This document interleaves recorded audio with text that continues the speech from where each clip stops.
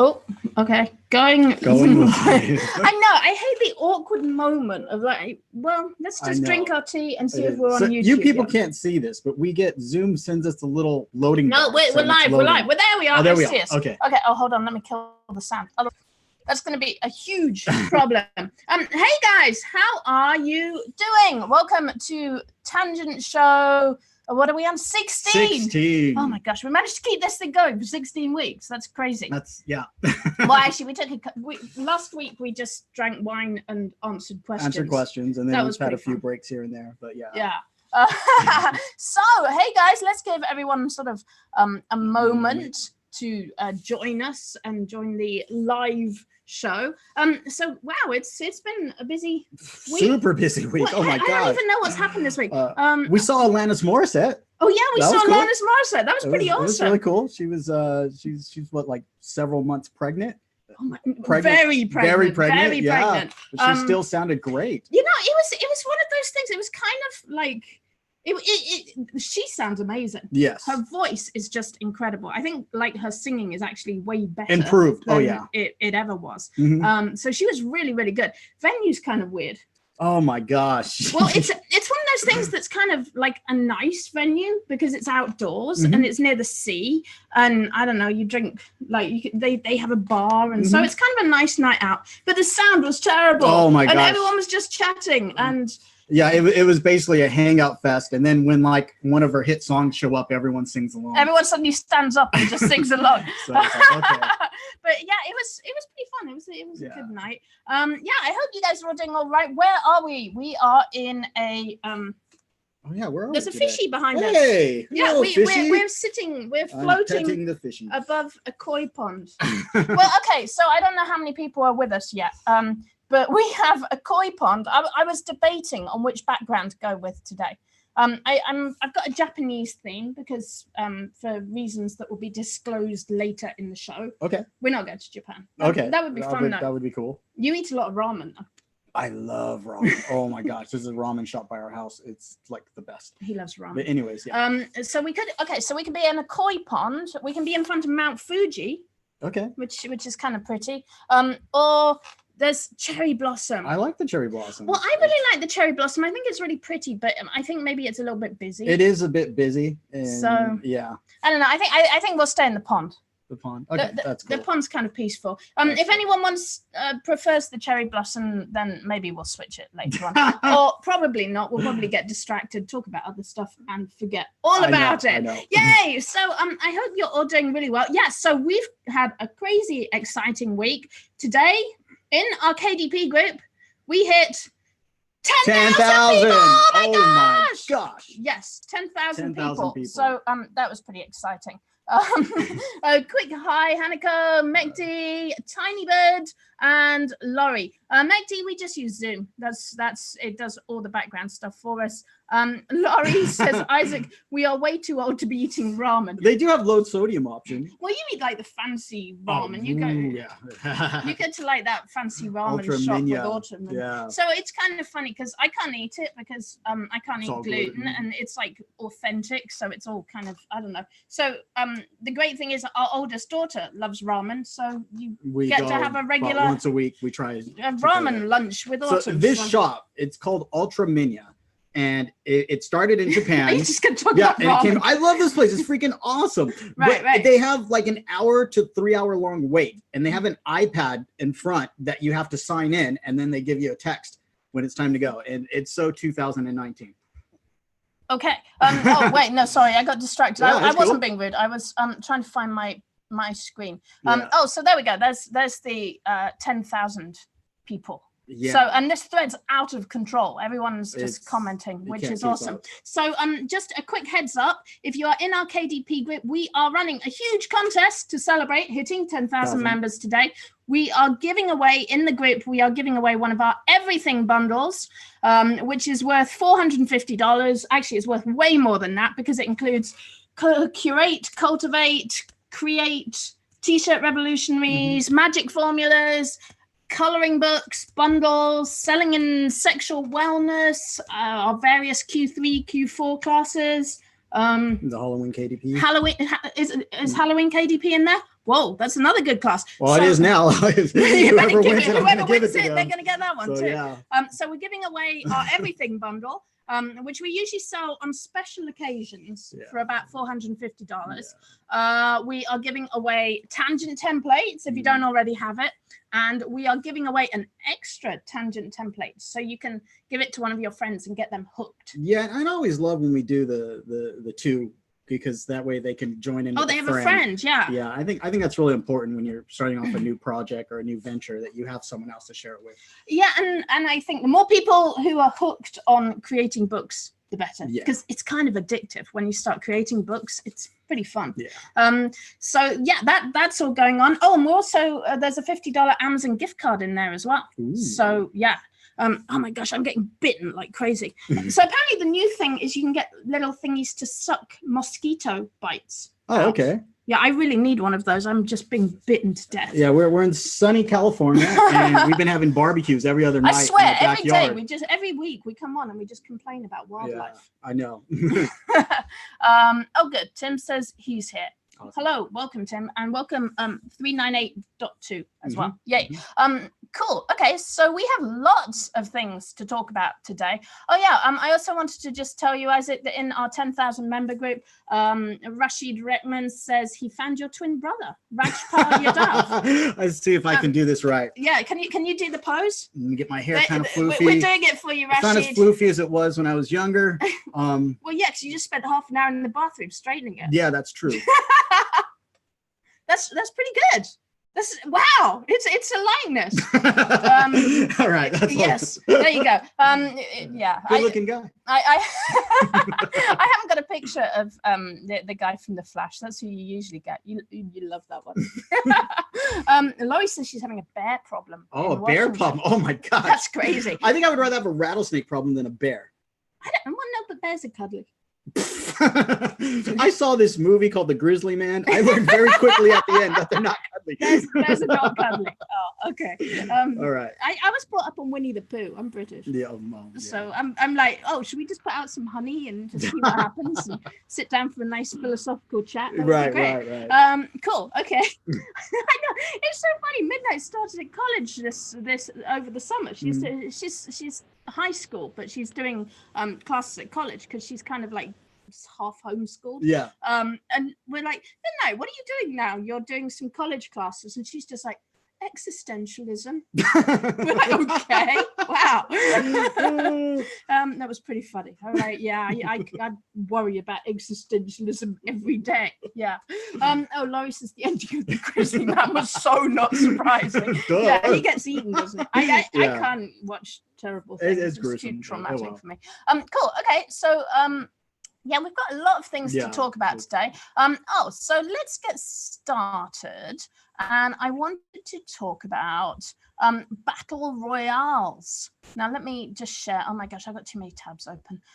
You'd think after like 17 weeks of doing this, I'd be a master of switching screens, but no. So I thought this was really interesting. Flappy, do you have a bear called? They have a bear called England. He's from Manchester and a bit confused. Oh, does he listen to Oasis? Oh yeah. Yeah. So Flappy Bird have created Flappy Royale. Now I think this is really interesting because Autumn, our oldest daughter, has been talking to me about Tetris Royale, and this is like a huge keyword right now. Anything that involves battle royale. So generally the concept is it kind of comes from Fortnite. Like there were other games doing this before Fortnite, but it's kind of like a Hunger Games thing. So the idea is you have 100 players and you throw them all into a game, and everyone only gets one life, and you see who survives the longest. And basically everyone gets eliminated and there's one winner. And Autumn was telling me all about the Tetris one, because apparently what you do is you have 100 screens of Tetris. So you're playing Tetris and you have 99 opponents and their blocks are all random. And I guess you can target other players and send your blocks to other players. So you can kind of like try and get people eliminated. Right. But I was really thinking about this. I feel like this is a genre that's going to spread outside of gaming. And that's what I'm kind of interested in, whether like and what's the game mechanic? Is it just a competitive, a multi-competitive format, or what's? Well, I think this concept of having what's the formula? Basically you have a large amount of people and you see who can survive the longest. Okay. So I feel like we're going to start seeing like social media uses of this. Like I could totally see like YouTube doing like 100 YouTubers and seeing like having a challenge. Like, you know how people do like challenges in social media? So you might do like do this every day. Oh, okay. Like we talked about this quite a bit in Cultivate, the sort of the idea of like having like a fitness challenge where you challenge everyone in the group to do a certain thing. Well, I think implementing this Royale idea and keyword could actually be really cool from a marketing perspective. Okay. Because you could do things, and I'm kind of brainstorming this off the top of my head here. Yeah. No, but I'm thinking about this. So what you could do is get like 100 people in like a Facebook group or on or maybe find like 100 YouTubers or something and challenge them to do something. And then see who drops out and see who you end up with sort of last and see who's the winner. Like I don't know. I think do you think I'm on something? It goes back to the concept of gamification, which is super important today, is finding ways to gamify everyday task, the ordinary, to make it interesting. And so this feels like kind of a subcategory of gamification, is having some type of battle royale system. It reminds me of the Weakest Link. Yeah, and the Hunger Games. Minecraft played around with this, where they had these kind of battle royale servers where a bunch of people would sign on and play like a Hunger Games type of battle system. Oh yeah. Right. And I'm pretty sure that Fortnite, Fortnite took it from Minecraft. They took a lot of inspiration from Minecraft. Well, that concept sort of evolved from Minecraft. Yeah. So but I feel like this is something that we're going to start seeing pervade the real world, not just in gaming. So I'm kind of interested. Just keep an eye on the keyword Royale. I'm going to sort of think on this and see if I can sort of come up with more ideas on how you can use this in a practical way. But I could totally see people doing it with things like books or T-shirts, like post your T-shirt and we'll have like a battle to see which is the best or which is the. I think there's something in this. So It seems like the biggest standpoint. So are you thinking more for marketing purposes or product creation? Well, my brain was going to marketing. Because that seems like the obvious thing, is to use it for marketing, to generate buzz, to get an audience. Okay, so how would you use this with product creation? That's what I was thinking. That's like, let's say you're making books. Oh, okay, I've got it. So let's say you're like an author. Like maybe you could make like 100 characters, right? Okay. And what you could do is do 100 character outlines. And like, that sounds hard, but really it's just like a sentence for each one. So you could be like, I don't know, Jenny's like a 15-year-old girl who like loves Yetis and has, I don't know, she eats ramen all the time. Okay. And then you could have like Harold is like a 20-year-old goth who, I don't know, like programs with Python. Like you could just kind of come up with a bunch of characters, and then you could have people do like elimination to pick a character that goes in your book.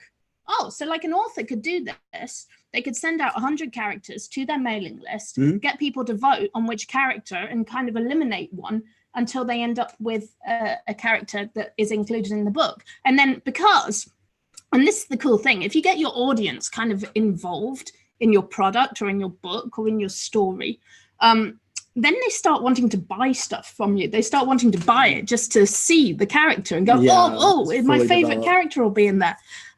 So I could see that working on Patreon or something like that. Okay. So I don't know. That was just a little sort of brain. My brain is like, I got to really, I'm sorry. I got some ideas there. It's really cool. I know. I know. You had a very busy week. Oh, hey, I got something cool. What'd you get? This is pretty funny, actually. Okay, so I got a random parcel in the mail. And it's not a bobcat. It's not a bobcat. It's not a bobcat. Oh wait, hold on. There was comments and I didn't see the comments. Let me move this over. Laurie says a Democratic candidate battle royale. Is that not what's actually happening right That's now? kind of what's happening. Right. I think that might be the truth. Who wants to be president? Me, I do. Oh, I'm not even a citizen. That's not going to go well. Vote Isaac. It'll be great. Okay, so. I got a parcel. And it was like a little love gift from Bezos. Bezos sending you napkins. Yeah. Wow. He sent me napkins. So apparently this is a thing that Amazon are doing now. They just send you random stuff, free sample inside. So yeah, I got these napkins.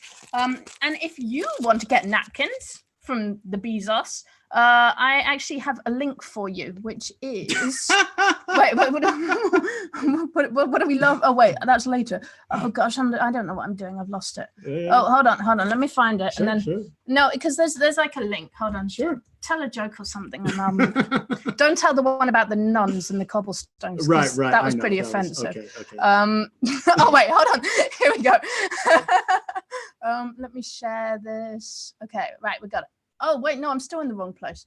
Oh, I don't know what I'm doing. I can't use technology. One of these days. This is why you do the technology stuff. Wait, yeah. I had it and then I lost it. I typed the wrong Very thing. Vital information. We're going to show you how you too can get free napkins from Amazon. Well, this is important information and the people need to know. Absolutely. Hold on. Hey guys, pro tip here in a second. Wait, it just disappeared. Oh, there it is. Oh, you know what? It's not even that complicated. Can't see the forest. Okay, I got it. Now my Zoom's gonna whack it. Oh, there we go. Okay. You got it. All right, we're good. So just go to amazon.com/samples. Oh, and then I think you go to preferences. So it's samples/preferences, and it asks you what kind of samples you want. Oh, okay. So I don't have a cat or a baby, and I'm really not in sports, so I opted out of those. But all the other ones, I'm like, yeah, send those over. So I think that's pretty neat. You can do you can get samples from Amazon now. That's pretty cool. So why not? Everyone loves free stuff. Hey. And I'm curious whether anyone starts reselling them. That'll be great. Go put them on eBay or your Amazon samples. Wow. That's funny. Remember? Oh no, you know what I used tell to the people what you used to do back in your treasure hunting days. Well, like what? A couple months ago. Yeah.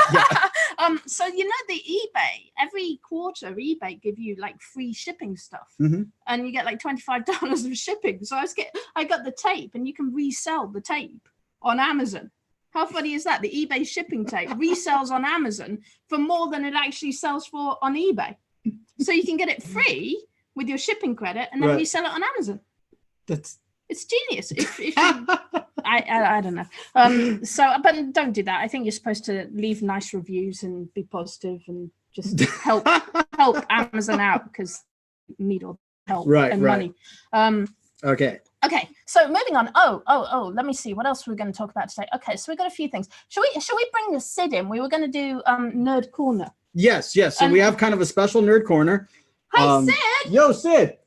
So hey, buddy. Okay, so Sid is our 10-year-old son. And he has been very, very excited for the last 2 months because Mario Maker was coming out. The game Mario Maker 2. All right, buddy. Here is Sid. This is Hello, Sid. Would you like to come and tell us? Oh, you got purple in your hair. That's pretty cool. Come and sit with us. You're gonna have to sort of squeeze onto my chair. Yeah. Okay. Are you in? Yep. Okay. So Sid, I'm really curious for you to tell us what Mario Maker 2 is and why it's important. Well, oh, let me stop share so we can see ourselves. And look at the camera. It's the camera. It's okay. Oh, Autumn just came back from her friend's house. Hello, Autumn. I apologize. Autumn, quick, come here. Just come here and say, hi, everyone. Hi. Autumn never talks to the people, no, so there she is. Goodbye. Okay, that was Autumn. Okay. Okay, so Sid, yeah, tell us all about Mario Maker and why you have been so excited about it. What's different about Mario Maker from other games? I've been very excited for Mario Maker 2, mainly because this is a sequel to Mario Maker 1. Oh, honey. And Mario Maker 1 was a huge hit with me. And what can you do with it? Is it just you can make your own levels and play levels online. So that's pretty cool. So you can make your own levels for Mario. Yeah. And is that what you do? Yeah.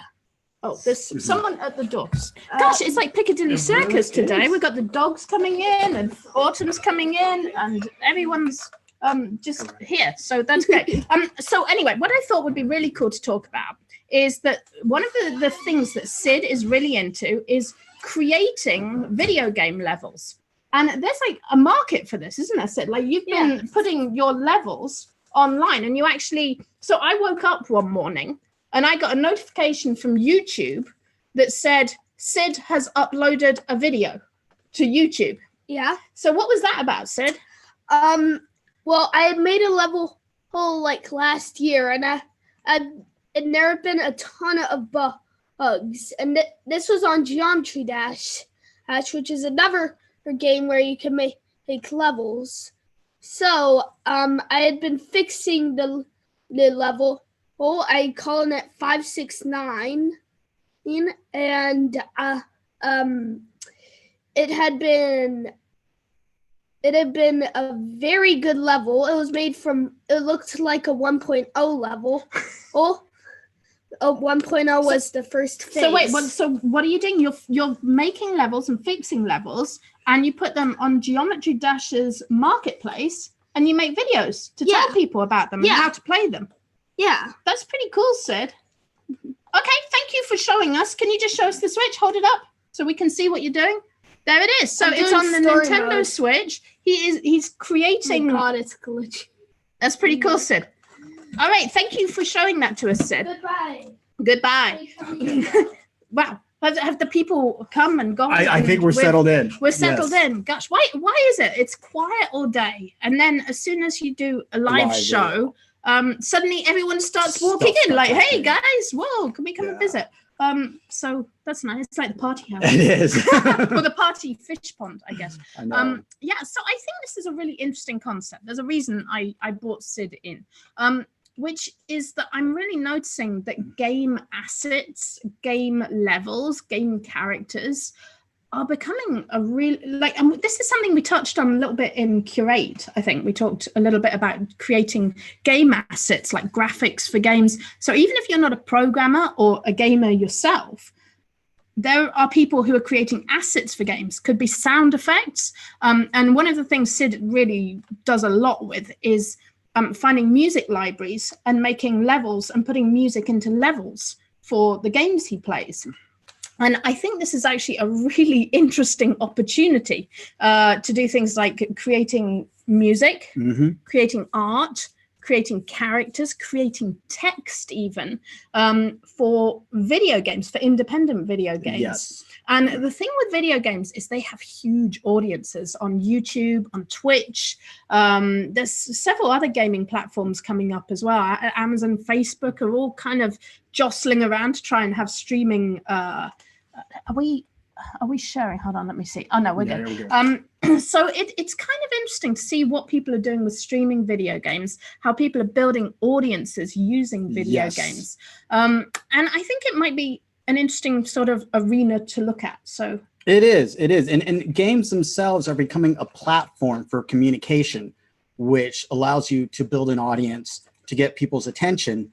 And also you can start adding, additional products to what people's lifestyles are doing. Exactly. So there's kind of two aspects to it. One is that people are modding video games and creating their own levels and things like that for them. But then also that people like filming themselves playing video games, talking about video games. So I think there's a lot of opportunities there, not just for things like t-shirts and sort of merchandise like that.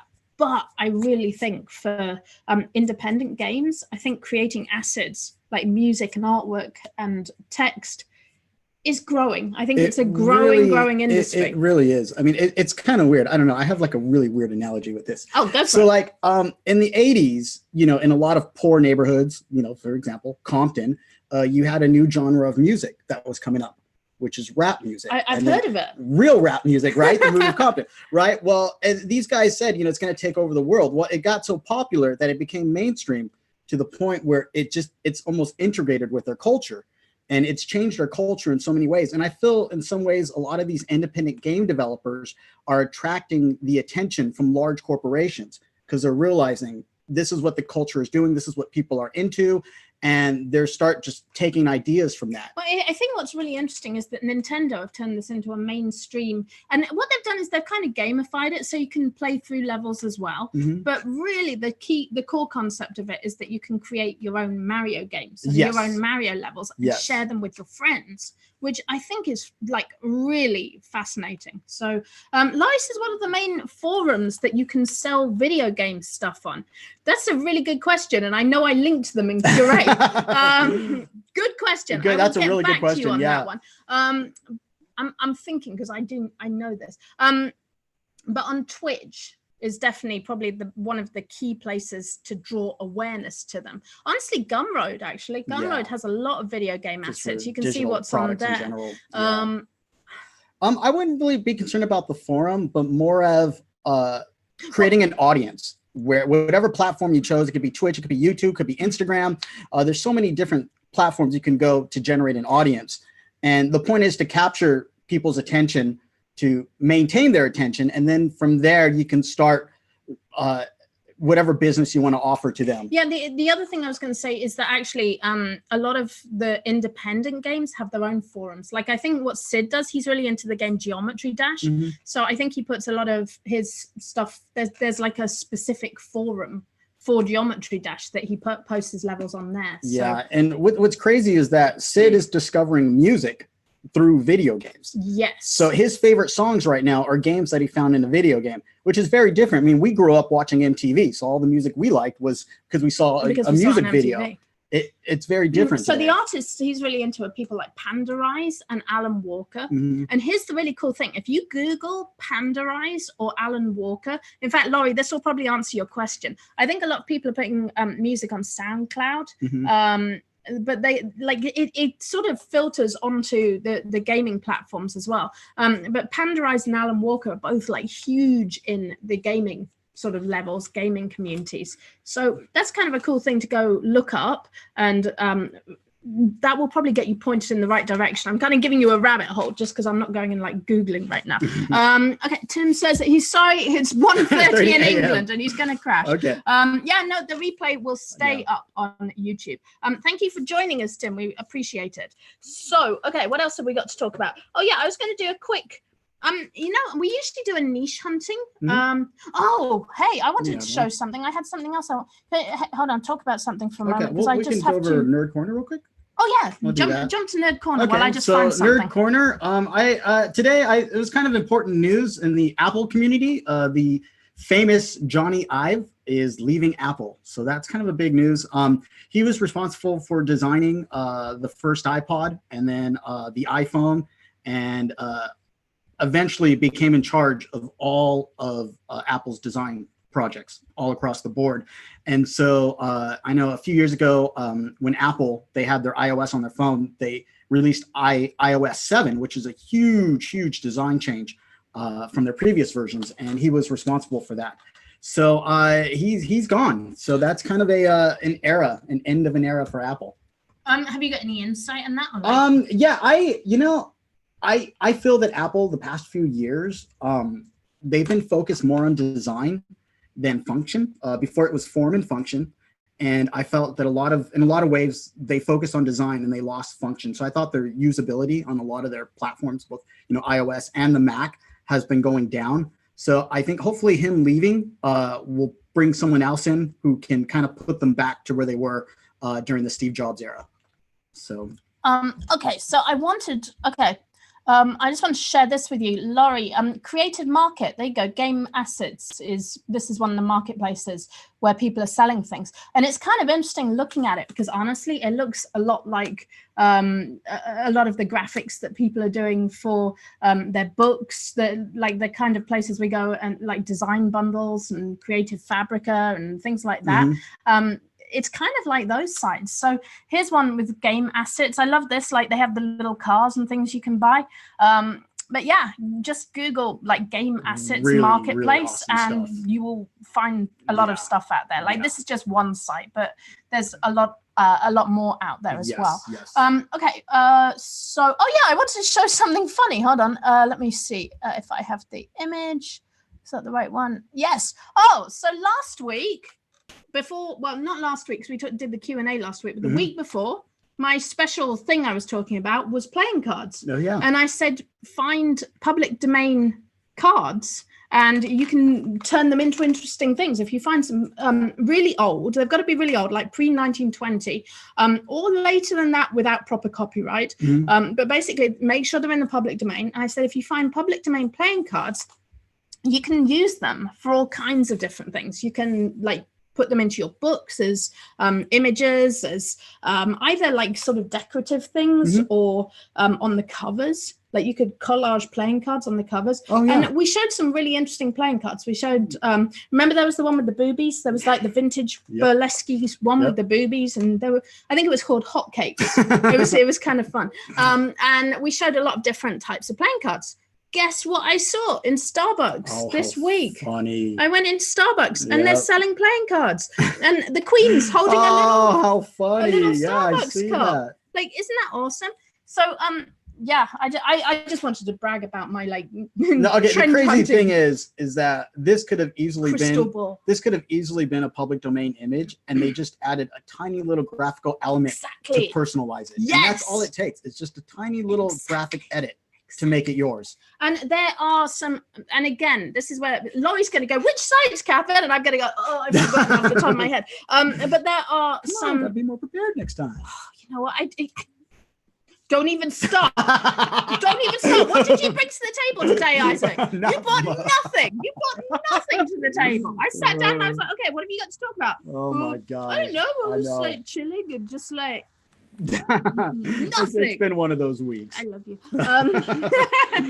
No, but that's what were we talking about? Oh, cards. So actually, that's a really interesting idea. What about finding public domain images of classic cards and adding a little element to them, like a coffee cup, and boom, you can create your own specialist packs of cards.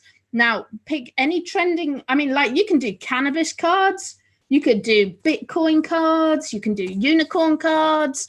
Playing cards are back. And here's the cool thing, guys. Now, think big with this. Think big. If you create your own branded pack of cards or packs of cards, do something big with them. Do something like kind of outrageous with them. Make a website and or look at things like Patreon and Kickstarter. And what do you mean by big? Do something. I mean, because I have my own. I have a couple of thoughts. Thoughts on what you mean by big? Well, on the one hand, I would say be brave about the niches you jump into. Okay. I mean, we know things like cannabis and sex sell. Don't be afraid of don't be afraid to touch on topics that are considered taboo by the general public. Well, unless they offend you or they upset you in some way or they go against your beliefs or. Okay. But yeah, I mean, so don't be afraid, and don't be afraid to do something wacky or kind of out there or surreal. Like I was looking at like Sid's t-shirts the other day that Target has, and Target have gone really surreal. If you look at like the kids' clothes, oh yeah, so he has like a t-shirt that's a Tyrannosaurus in a flamingo pool float. It makes no sense. And he has one that's like a dolphin. No, it's a shark, and the top half is a shark, and the bottom half's a banana. Like we're in like Salvador Dali territory. Yeah, absolutely. But the thing is, it's kids awesome. love that stuff. Yeah. Like everyone's kind of into this surreal, like wacky thing. So like, don't be afraid to try out wacky ideas because things. I don't know. I find the people who try the brave, wacky ideas. One of the things we talk about in general, graphic design, especially like if you're making a T-shirt, same applies for making a book cover. Is if you have a design, show it to people and see if you have a strong emotional reaction from people. Ooh, if you have a strong emotional reaction, people look at it and they immediately are like, whoa, or wow, that's awesome. They laugh. They just have a strong emotion. Then you know you have something that's getting people's attention. True. That is absolutely, honestly, isn't there like a quote about if it scares you? Oh no, if your dreams don't scare you, they're not big enough. Right. And I think there's a lot of truth in that because, you know, a lot of people, like we've been sort of working in this kind of industry for about, 5 years now, sort of working with people who are creating products. And it's always the wacky things that seem to do really well. Like the people I think of who've like really created something new or tried something out. Cards Against Humanity. Well, that wasn't one of our people, but that wasn't one of our people, but that's an example, a very obvious example. Yes. That everyone can look at. Try your ideas out. Like, really don't be afraid. Now, what I was going to say though is that there's actually a lot of print on demand. I don't know if there's print on demand, but there are. No, I don't know of any print on demand companies, but there are a lot of custom card companies where you can create packs of cards. So this would be kind of an interesting, if you have a really clever idea for playing cards, Battle Royale. Battle Royale. I don't know how you would implement it, but if you can manage to do. But I could totally see like doing like weed cards or something like that. Yeah. Like there's a lot of directions you could go in with this. So I don't know, just kind of, I didn't even expect to really kind of go in this direction. I just wanted to share it because I wanted to brag that I was like, oh, I talked about playing cards last week and now they're in Starbucks. So got the crystal ball out. But yeah, I think there's a lot of cool things you can do with that. Awesome. So, that's really good stuff. Okay. Larry's here. Hey, Larry. Hi, Mary. Oh my gosh, you guys are awesome. It's really nice to see lots of happy, friendly faces. Oh yeah, so I was going to talk niche hunting very briefly, and I kind of brought it up earlier actually by accident. So my niche hunting this week is actually a really boring but simple one, but I think this is actually really cool if you are creating low content books. Check out Amazon's movers and shakers, and you can find it by just going to amazon.com/gp/movers-and-shakers, or you can Google it. And you can browse through the different categories on Amazon to see what's really popular right now. So, for example, if we go to toys and games, you really get a feel for what people are into. So, trampoline water park, that's kind of a fun one. So you can make, like, if you're making a book, you make a book about sort of outdoor summer activities or something. Oh, yeah. Or like fun games to play with water in the summertime or something. Or you could like create an activity book for kids, like that maybe it bundles with like water toys or something. So you could have like 100 water experiments, or like I don't know, write down, draw pictures of water, think about water. Like maybe you could tie it in with science experiments. Like there's sort of different directions you can go with this. I love these jigsaw puzzles. How crazy is this? These jigsaw puzzles suddenly started like flying up the charts. Autumn and I are kind of, I know, it's kind of funny. Talk about trendsetter. You've been hardcore with the puzzles. You know lately. what our laptop is currently propped on 3 Ravensburger jigsaw puzzles. Autumn and I, Autumn's our 18-year-old that came and said hello earlier. But she and I, our bonding thing is to sit down and do a puzzle for a couple of hours. And they do this all the time now. It's kind of fun. Midnight plays like videos to us, and we listen to nerdy videos and we do puzzles, which is very nerdy. But you know, it's actually, I feel like doing puzzles is a really nice way to connect with people, because you sit and you do the puzzle and you just sort of chat. And it doesn't matter if you don't chat, you can, because you're doing the puzzle. So it's like a very like casual, laid back way of just bonding with people. Yeah, you're not staring at your phone the entire time. Right, and you're not looking at the television or you're staring at a screen. Like you're kind of focused on the activity together. And it's really addictive as well. We have literally piles of puzzles around the house. That's cool. We got this cool board but it only does up to 1,500 pieces. So we need like a board that does 2,000 pieces so we can do the bigger puzzles. That's like goals, #goals. So yeah, it's kind of fun. You can browse through movers and shakers and get a feel for what's like really I like popular. the plush animals. That's really cute. It's like a Noah's Ark kind of thing, isn't it? Or jungle animals. That seems to be making a comeback. Just African animals. Like think about companion books. Like you can make books to go along with sort of trending items, and you can do clever things as well. Like you can use ads to actually target specific products on Amazon. So if you create a book that happens to go alongside a product, you can use AMS ads to actually target that product and show your book. So like if I do like I don't know, like a teddy bear collector's book, I could target teddy bears with the advertising. So my book shows up alongside the teddy bears. It's kind of a way to do it. But I mean, you can look at things like sports. That's kind of a good one to see what people are into. And home and kitchen, especially. Like if you're making recipe books or I don't know, any kind of like home cleaning up or like, I mean, it's funny. I was talking to your mum this week, and she's really into KonMari at the moment. Oh, so yeah. She was telling me all about like her KonMari exploits. But if people are getting into things like this, and you can look and see what kind of projects people are doing, what they're working on. I don't know what this is about. And it's kind of fun because I feel it gives you like a little bit of a insight into, like, look at this. Okay, so you got Rubbermaid storage containers, food safe. So that kind of tells me people are doing like meal preparation, meal planning. If you're making meal planning books, journals, there you go. You kind of get where I'm going with this. So movers and shakers is my niche hunting for this week. Just to see what's popular, what are people into? Yeah, that's really cool. So, do we have? All right. What do we? Oh, yeah, Bitcoin. I was going to mention Bitcoin's kind of funny at the moment. Oh yeah. So tell us about Bitcoin. How are your Bitcoins doing? Actually, I'm really happy in my Bitcoins. I'm really happy I held on to them. So Bitcoins went crazy last year. So I don't know where they went to last year. They hit $10,000, I think, for Bitcoin last year. And then it tanked. It tanked really badly around Christmas.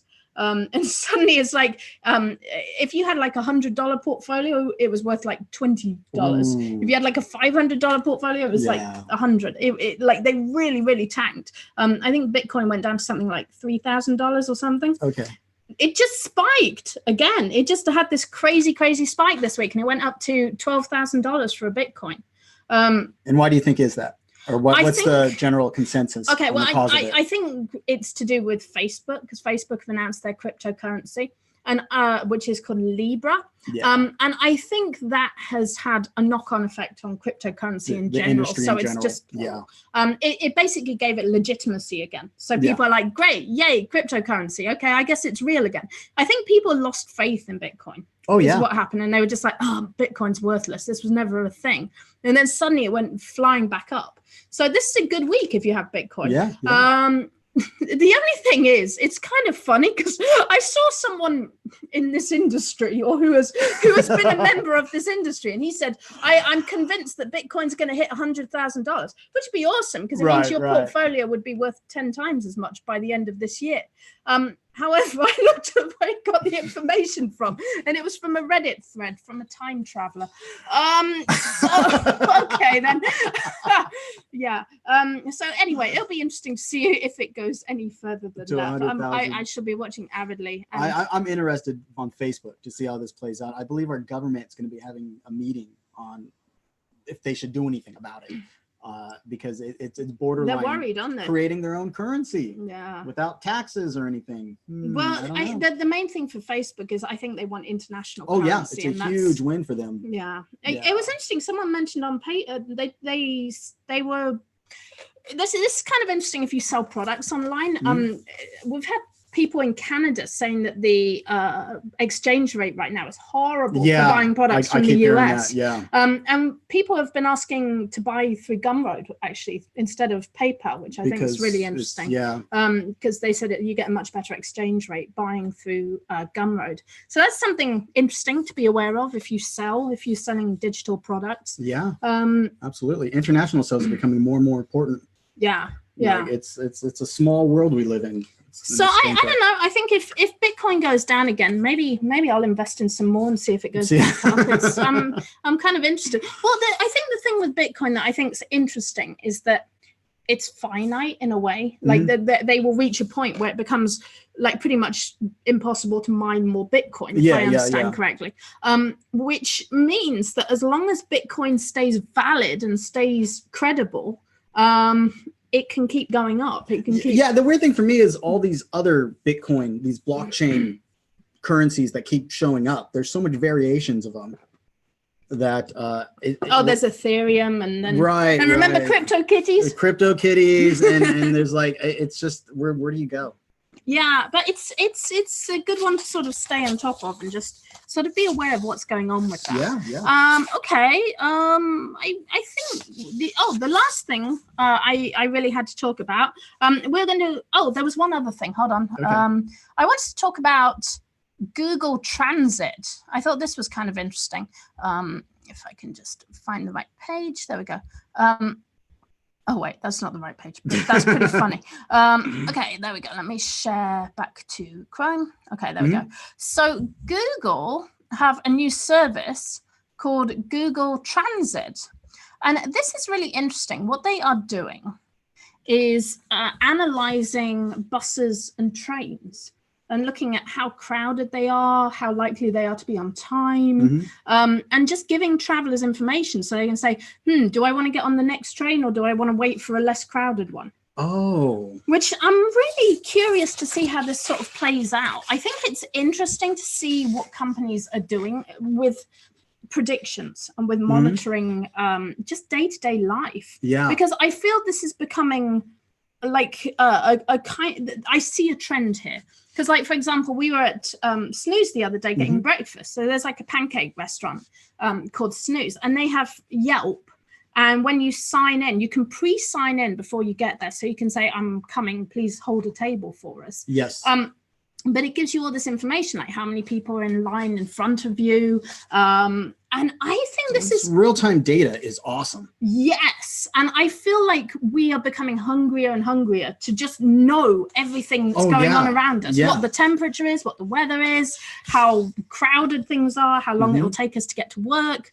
I'm curious about Google Transit. I'm interested to see how accurate it is, and how useful. I feel here, public transport isn't so big where we are. Everyone's it's a pain over here. I mean, I rode the bus for about 6 months, going to work and back, and I did it just for fun because I had a car, but I'm like, I'm going to try to ride the bus. Kind of a hipster music. Oh yeah, it was great, and it was interesting. But just the inconsistency of the bus timing of from one stop to another. Especially if you're using it to go to a day job, it can really mess you up. I think if you live in like London or New York or Japan where it's consistent or something, I think this would be a really, really interesting service. So I'm just curious about this whole concept of sort of data around you and like just monitoring the real world. And there's this really interesting overlap of just the real world and online, and I think it fits well with like beacons and geolocation and just all of that kind of stuff. So I don't know, but it's kind of like the more they're watching us, it's like the more they tell us, the more. We saw that guy walking down the street the other day, and he was a Google Maps guy. Oh yeah, so, that was a trip. Okay, so who's seen the Google Maps or the Apple Maps cars? Because I see them all the time with the little cameras on the top, and they're driving around. We saw an actual dude walking down the street. With a Google camera and a backpack sticking out of a backpack. And he had a t-shirt saying Google Maps. Like he was a Google. So I guess they're doing it on foot now. Oh, yeah. Which I don't know. I wouldn't like to do that. I feel like you're going to get so many people coming up to you. Don't put me on Google Maps. I don't want to be on it. They have a filter where they'll blur out faces. Yeah, that's true. And I know, especially like if you look at Italy, for example, they blur out all the faces in Italy. But I know everyone's paranoid around here. I feel like, it's pretty funny. I thought that was interesting. Google Transit. What you do is you go in front of them and you put in your marketing message. So you get like a billboard with like come to mysite.com. Walk in front of him with like be like, hey bro, templates, and like give him thumbs up and be like, buy tangent templates, right? Why didn't we do that? That's the way to do it. This is what I'm talking about. Wow. So stalk Google Maps. Is that like the tip of the day? Look at Google Maps people and just stalk them. You do some performance art. Wow. Okay. Now I have to say, talking of Google Maps, this also happened this week in Colorado. What happened? So I guess there was a car crash near an airport in Colorado, and these people, Google Maps gave people a detour, and they all ended up in a muddy field, stranded. Oops. Oh, that's gotta suck. So I don't know if Google have really got it together yet, but I've had some issues with Apple Maps in the past. With Apple Maps? The Apple Maps. Yeah, when they first came out, they were horrible with directions. So yeah, I totally see this happening. Okay, so our last thing we were going to talk about today, and this is like our big debate topic, which is, oh wait, I've lost the page. Hold on. I can't find it. Oh, never mind. I'll just talk about it. So this is kind of interesting. In Japan, well, there's actually two threads to this. So in Japan, they've just announced a new system called Line Social Credit. Line Social Credit. Line. So there's a company in Japan who are an AI company, artificial intelligence, and they're one of like the biggest tech companies. And they have music services. They're getting really into chatbots. And they are, what's the Google product called? Oh my gosh, I've forgotten what it's called. It's called Duplex. Duplex? Is that? I don't know. Anyway, they're kind of challenging Google with their AI services in Japan, which I think is interesting. However, they announced a social credit service. Now, social credit is something I've been kind of fascinated with for a long time. So what it is, there was a book that was published in the early 2000s that was called Down and Out in the Magic Kingdom by Cory Doctorow. And he's kind of a well-known, he writes for Wired and all the tech magazines. And he wrote a novel about, and it was set in sort of a dystopian Disney world, sort of after the apocalypse kind of thing. And all the characters in it had woofie. And he introduced this idea of woofie, which is a social credit system, social currency. And the idea is if your woofie is high, everyone knows it and they treat you really well. So people can sort of vote and give you great woofie, and they can make you sort of like, it gives you like VIP status. Now, if you have bad woofie, you're screwed. And so in the book, like elevators won't stop for this guy because his woofie hits rock bottom. And so he's just like stranded. This sounds like a Black Mirror episode. Very much. And I think, honestly, Black Mirror were influenced. Oh, absolutely. By I'm sure they were. And actually, just as a by comment on this, it's actually really interesting because that book was released under Creative Commons.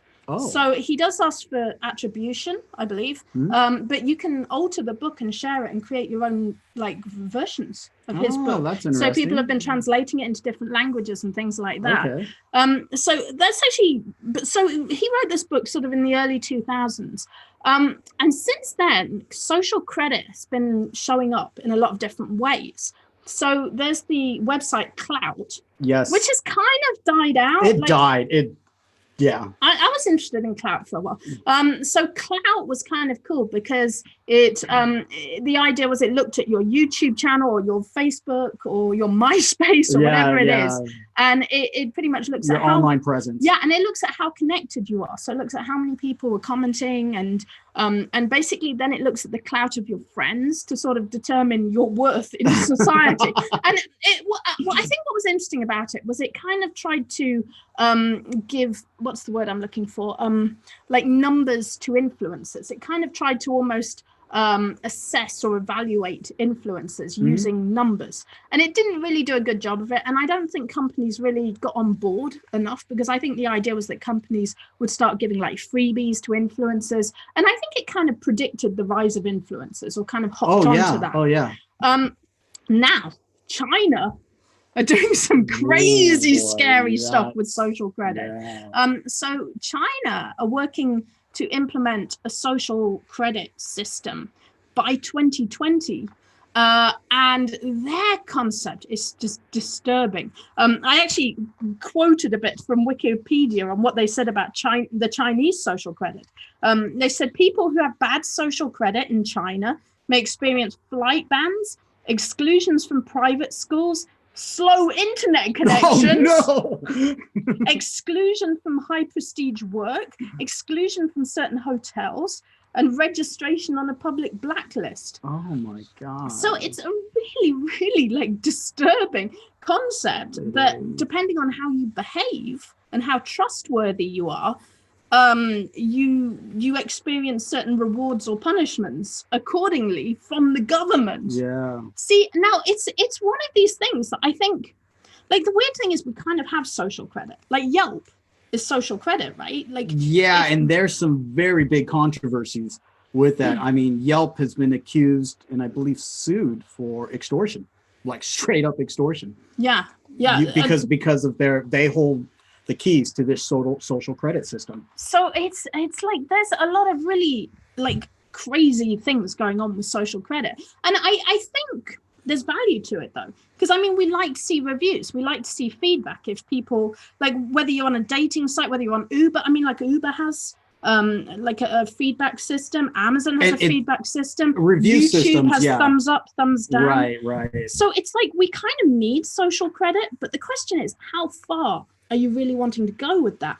Now, what's interesting is the same this week as Japan were announcing line credit, this big think tank in the EU have said that they believe it should be banned. They said AI social credit should be completely outlawed in Europe. So I think this is really, really interesting to watch. Now, my other question, the problem in China is that this is linked to mass surveillance, because how do they know what your social credit is? They know by looking at your financial dealings, who you deal with, where you travel to. Like, how do they actually assess your social worth through surveillance? So it becomes like really disturbing in a way. It is.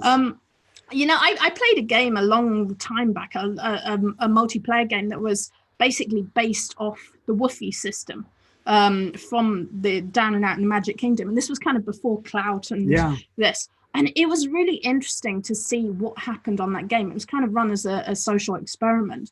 But what we found was that people who said things that were kind of controversial, their Woofy tanked. Whereas people who were just nice to everyone and didn't really say anything that was sort of you could disagree with, they had really high Woofy. And it was kind of interesting because I felt it really discouraged people from speaking out. Yes. From saying anything different. And I think that's the purpose. Yeah. And so it kind of makes sense in governments where you want people to sort of think the same way and act a certain way. But it's a bit disturbing if you want people to be individuals. Okay, there's a developer forum I'm in, and people give each other, programming advice, and it has a point system. And I love it because when someone answers a question, so with programming, there's like 100 ways to accomplish the same path. The question is, what is the best path, the most efficient, reliable, and easiest, you would say. And so when people make an answer, it's like, okay, that's a good answer, but is it the best path? So these people with like a lot of high scores, I know if they've been in the community for a while, they've contributed a lot, and I can trust their opinion. Right. Especially when it comes to opinion. Now, the people that don't have high scores, there's no detrimental thing to them. Nothing bad happens to them. It's just that people know, they're kind of new in this area. So in that regards, I think it's great from a consumer's perspective where I have some kind of a review system that other people have validated their expertise. However, when it comes to like social, like these like really social issues, like you can't travel on a bus because of bad social score, I think that takes it way too far. When it sort of interferes with your real life, is that what you're saying? Yeah, and when it causes serious damage to your well-being. Online, I feel like online for some people is pretty much most of their existence. A lot of people like kind of spend a lot of their lives online. You mean like street cred? Yeah. Word on the street is, I feel like I'm kind of like that. Sometimes I'm like, I'm actually a real person. I feel like I've just been online all day, and it's like you kind of stop feeling like you are Facebook. You are, but Facebook. I loved when they put in the little hand on new people, because I find that really useful as like a Facebook admin to see, oh, okay, this person's new in the group. So if someone's like, and you know what I find often in like groups and online, the people who sound the most confident are often the ones who are giving the worst advice. Like the people, it's so true. I heard this from my cousin's uncle's nephew. It's a fact. No, that happens so much. Whereas the people who go, well, I'm not sure, but you could try this. Yeah, absolutely. It's like they don't Tone sound. says everything in some cases. I'm horrible at that. I'm very much like, oh, I don't know. I think it's like that. But then it's usually like, I don't do. It's funny though. You get marketers and they're like, just do like command words. Just be like a dominant personality. Put it out there. And I can't do that stuff. It's like, okay, listen to me or don't listen to me. If I'm right, I'm right. If I say a lot of stuff. If I like, hopefully I get it right most of the time. But yeah. So no, I think it's a really interesting concept to watch, because I think social credit online can be incredibly useful and powerful, but I think it is also super scary. And I think the other element to this, and where the UN is addressing it, the EU in Europe, the AI. I would not put a lot of trust in AI. It's a huge gamble. Yes. I'll leave it at that. Yeah, you like. I know we kind of know that AI, like anything you do that involves AI will probably do weird stuff. Like if you trust Alexa to play music for you, at some point she's going to play like, I don't know, some bad music, and you're going to be like, oh, I don't want to be listening to Nickelback, Alexa. What did you do? I mean, perfect example, these self-driving cars. They mostly work, but there's been a few cases where they have not worked and they've caused death. Wait, but you sound like, but here's the thing. It's like every progression in technology is going to have some element of risk. I'm not opposed to AI. I love AI. We use AI for some fraction of our stuff. And of course, it's on our phones, it's on Facebook. I just wouldn't trust it to run a social currency system. For critical applications. Right. That have life-changing. Absolutely. That's probably true. And I think the big key thing is that they're easily manipulated. Yeah, that's definitely true. Like they can be gamed. Absolutely. Like you can game the system to play it for points. So yeah. So an interesting thing to talk about or to think about, and like, but I don't know. I feel there's like if you're creating things online, if you're creating blogs or you're creating games or you're creating, I don't know, services, I think it's useful to think about social credit. Like, how do you want to use it? How do you want to use reviews, feedback, thumbs up, thumbs down? I think it's a useful tool to have in your tool belt. Okay. Yeah, watch out for it from governments. I'm going to give you a creative challenge. Let's see if you can do this before we go. Okay. What, me or the people? All of us together. Everyone. Okay. Together. Okay. Let's bring it all together. Challenge. Okay. Creative challenge. Can you give me a book idea on KDP? A book idea that would implement social currency and social credit and battle royale? No, you can't come up with any system? A book that implements social credit? A system that would implement some type of social credit with a battle royale. Because I feel like there's a link between these two. There kind of is, because it's kind of like winner takes all. Yeah. And who can be like the champion. Well, okay, so I'm thinking about, do you remember that book, Masquerade? Yes. And so there was like a children's book. I don't know if it was a children's book, but it was like a novel. It was like a picture book. And I guess it had puzzles woven into it. It was kind of before my time. I don't really remember how exactly it worked. But I guess the creator buried some treasure somewhere and put clues to it in the book. So I could see creating like game books and selling. In fact, I know people have done this. They've created like a limited number of game books, like 100 game books, and you buy them for a certain amount. And then whoever is the first to solve the puzzle goes and wins the prize. Okay. So I've seen people do that as a thing. And I think that works really well with subscription boxes, perhaps, that you could have like a monthly subscription box or just a book. And each month it could be like Puzzle Club. And the person who solves the puzzle goes and claims the prize. And basically you could do something like all the books sell for $10. You sell 100 books.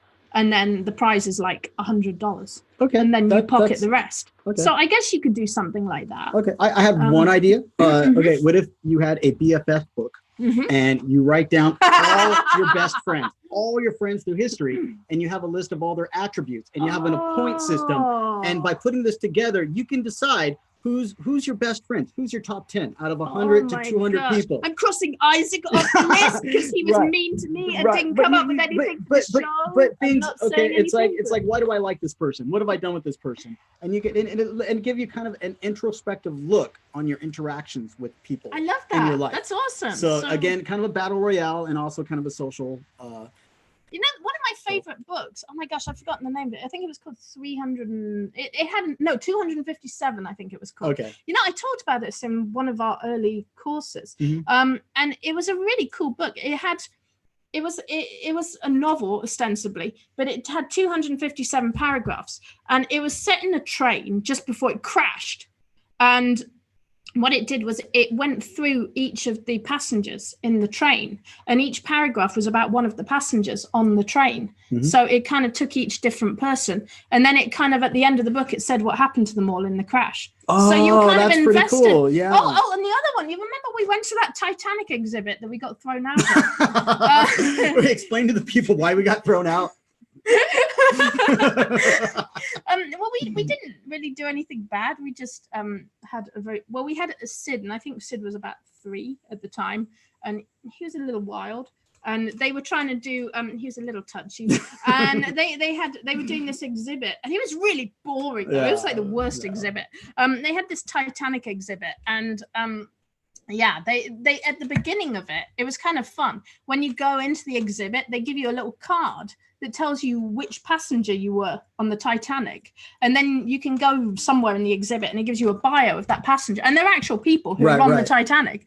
And then at the end of the exhibit, you find out what happened to you as a passenger. Oh, yeah. So that was kind of a fun idea as well. So I don't know. I think if you're doing KDP, think on these ideas. There's a lot of places you can go with the ROYALE keyword, and also thinking along the lines of like social credit and I don't know. I think and feedback. Okay, so we have what does Laurie say? She says battle of YouTubers. Start out with 100, track their stats. Oh, their stats. Record who goes down in flames. Now that's another interesting sort of like tangent of this is looking at stats for people, looking at and this kind of goes into like fantasy football, and I think people love stats now. People love numbers, people love attributes, like anything like that. And you can probably do it with anything, like stocks, with like weather, with temperature, with moods, with like you could do like my worst days. You could do like every day of the year, and then you could a really simple thing to do, like have a diary, and each day have a certain set of stats to measure how your day was, like what your mood was, how much you ate, whatever you did, calories, how much you walked, and then you can decide which was your best day of the year. Hey, that would be kind of fun to do. That's so cool. Yeah, there's lots of directions you can go with this sort of gamify thing. We should make a website with that. That'd be awesome. And do like a digital planet kind of thing. That'd be pretty cool. All right, guys. I hope you have an amazing weekend. Yeah. Have we got anything going on? Sleeping? I don't know. Sleeping, definitely catching up. Yeah, I could do some sleep. I've been busy.